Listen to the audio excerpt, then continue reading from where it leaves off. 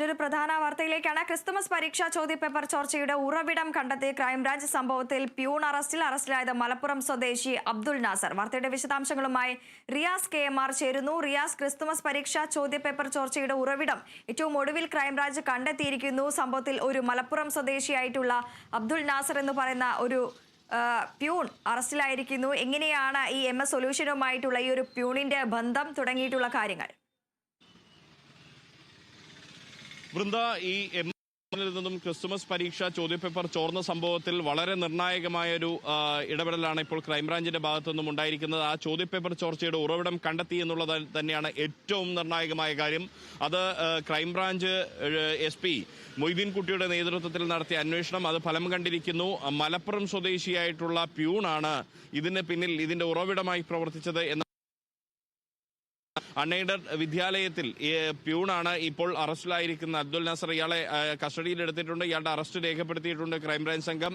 അല്പസമയത്തിനകം തന്നെ ഈ അബ്ദുൽ നാസറിനെ മാധ്യമങ്ങൾക്ക് മുൻപിൽ ക്രൈംബ്രാഞ്ച് സംഘം ഹാജരാക്കുകയും ചെയ്യും. ഇയാൾ നേരത്തെ ഇതേ സ്കൂളിൽ ജോലി ചെയ്തിരുന്ന അധ്യാപകനായിരുന്നു ഫഹദ്. ഈ ഫഹദാണ് ചോർച്ചയുമായി ബന്ധപ്പെട്ട വിഷയത്തിൽ അറസ്റ്റിലായിട്ടുള്ള മറ്റൊരാൾ.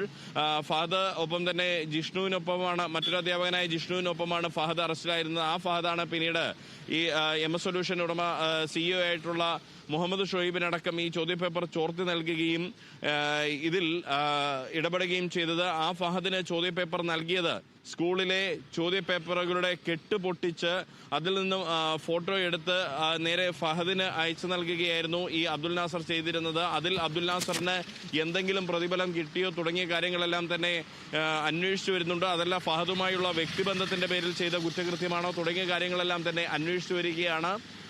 അത് അല്പസമയത്തിനകം ക്രൈംബ്രാഞ്ച് കോഴിക്കോട് SP മൊയ്തീൻ കുട്ടി മാധ്യമങ്ങളെ കാണുമെന്ന് അറിയിച്ചിട്ടുണ്ട്. അപ്പോൾ കൃത്യമായ ഇത് സംബന്ധിച്ച ഒരു വിശദാംശങ്ങൾ അദ്ദേഹം നൽകും.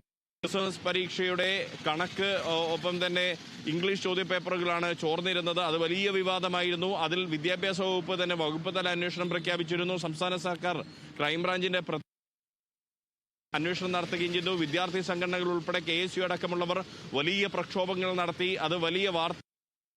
പക്ഷേ പരീക്ഷയുടെ വിശ്വാസ്യതയെ തന്നെ ചോദ്യം ചെയ്യുന്ന രീതിയിലേക്ക് ഈ അന്വേഷണം നടക്കുന്നതിനിടെ പോലും MS സൊല്യൂഷൻ ഈ നിയമ സംവിധാനത്തെ വെല്ലുവിളിച്ചു പോലും വീണ്ടും ഈ ചോദ്യപേപ്പറുകളുമായി അവരുടെ MS സൊല്യൂഷന്റെ YouTube ചാനലിലൂടെ സാഹചര്യമൊക്കെ ഉണ്ടായിരുന്നു. അതിനാണ് ഇപ്പോൾ ഒരു കൃത്യമായ നിയമ സംവിധാനത്തിലൂടെ ഒരു ഇടപെടൽ